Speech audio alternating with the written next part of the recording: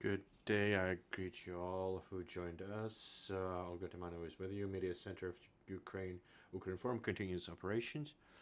114th day of Russian invasion, occupied invasion on our land.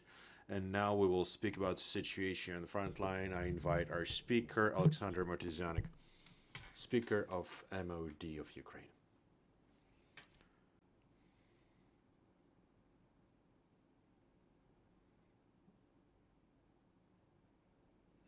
Glory to Ukraine. I greet you all. Here's the information regarding peculiarities of military aggression of Russian Federation against Ukraine at 9 a.m. 17th of June 2022. 114th day of active phase of great war for freedom.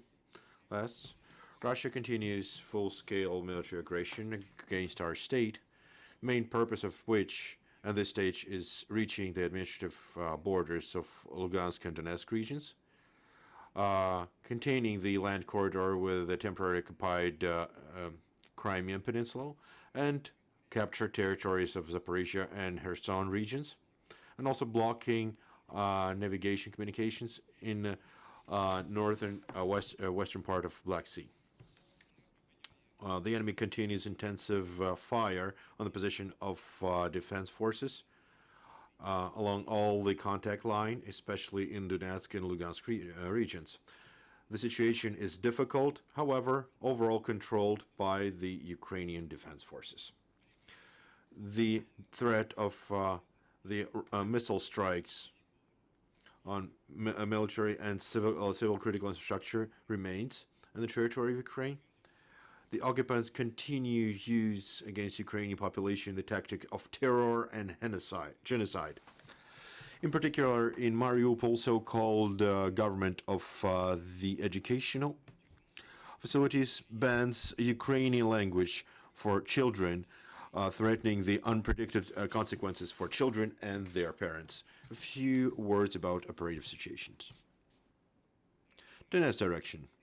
Ukrainian armed forces contain the assault of enemy detachments that focused on the trying to surrounding our forces near Severodonetsk and Lysychansk, and also blocking the main logistic routes. In the Mon direction, the enemy strikes with artillery in direction of Siversk, 20 kilometers to the southeast from Liman. Also, occupants there try continuing attempts to prepare to crossing the river of Severodonetsk. On Severodonetsk direction, aggressor enforces their group of military. Via Svatova to Starobilsk, 40 kilometers to northeast from Severodonetsk, they moved tanks, armored vehicles, automobiles, and engineering equipment. Bakhmut's direction, Ukrainian defense forces prevent the attempts of the enemy to surround our forces near Kharkiv and Gyrske. Enemy regroups and enforce their forces. And near Popasny Mykolaiv, they put 2 battalions from 1st Army Corps that was replenishing its fighting capacity. Near Zolote, Ukrainian military repelled the assault and pushed back the enemy.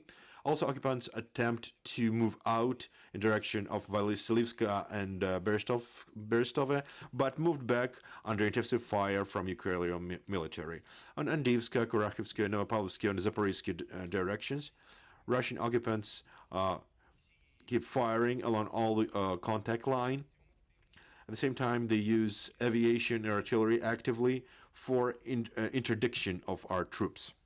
In Kharkiv direction, enemy detachments from 6th Army of Western Military District, coast troops of Baltic Fleet, and so-called mobilization reserve of 1st Army Corps, they continue tactic of keeping the positions, holding ground, and preventing our troops to moving forward to the state border and to the back of Russian forces that act on Slovak direction. Enemy regroups and enforce their troops to renew the offensive in direction of Ternova, Rubizhne, 25-30 kilometers of northeast from Kharkiv. To define the position of our troops, they conduct reconnaissance with UAVs near Перемога, Bayrak, Shestakova, Rubizhny, and Vershny Saltiv. In the region of Kochubivka, Ukrainian military, with a successful fire, annihilated the attempts of enemy of contact reconnaissance and pushed back the enemy to their initial positions. Semensky direction.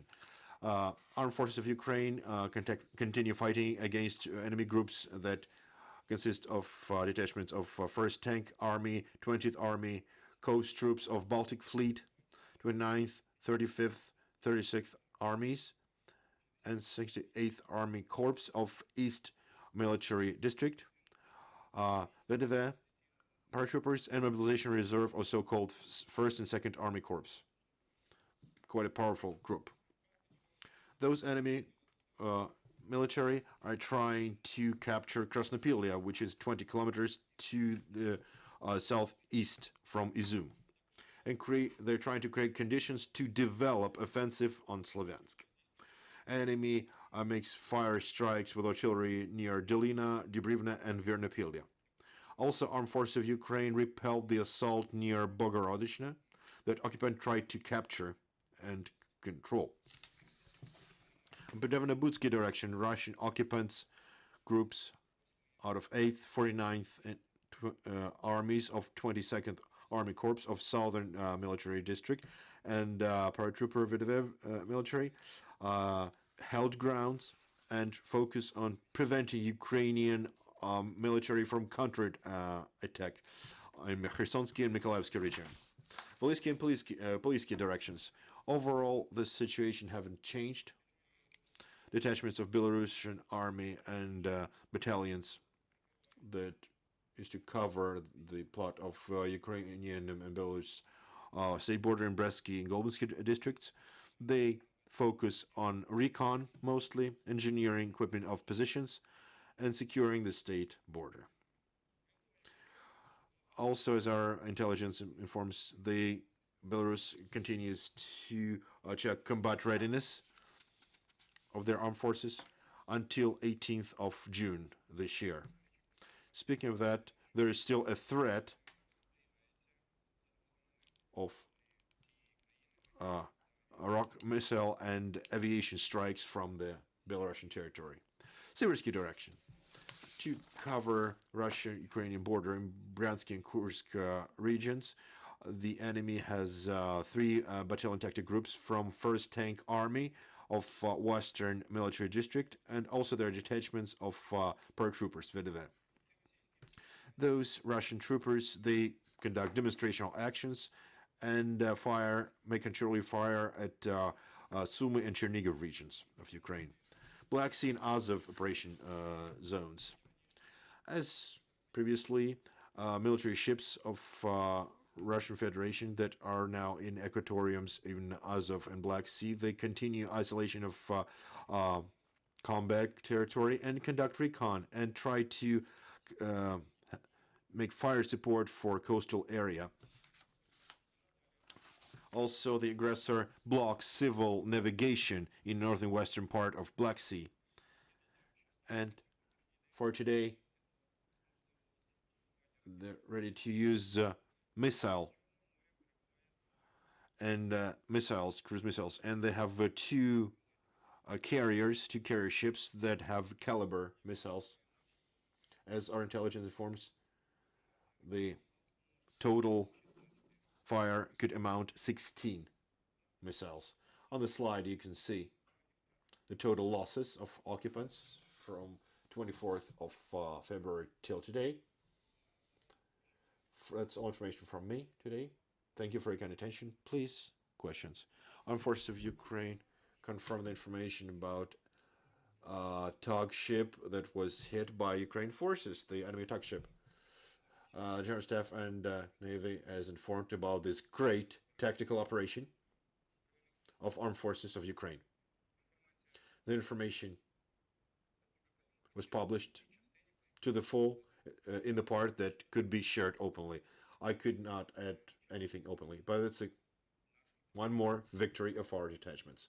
Thank you, dear colleagues. Your questions, please. Redenko, I have two questions. One is related to Zmini Island. Lately, there was information regarding that anti-aircraft systems, Russian anti-aircraft system installed there. Ukraine showed that we can destroy enemy equipment there. Why we're not doing this? Why we're not destroying their equipment there? And are we expecting the second stage of mobilization? Regarding first question, armed forces of Ukraine never missed the opportunity to make strikes on detachments of Russian army.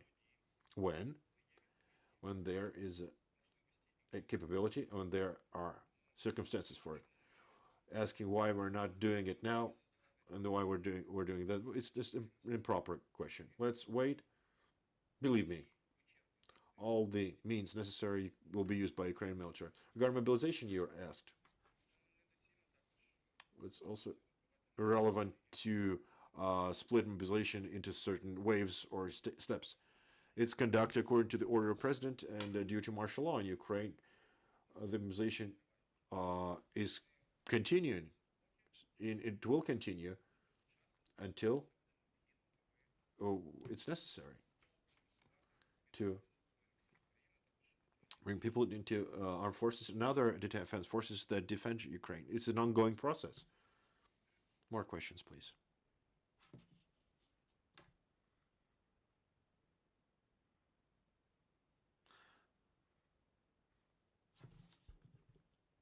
Cerna from Newsweek, Romania. The Western countries promised a lot of military aid, but as we know and as we understand, this military aid is not sent very fast to Ukraine because of several reasons. In the last, let's say, 7 days, in the last week, there were some improvements in sending the military aid to Ukraine from the NATO allies, or the military aid is coming quite slow in Ukraine.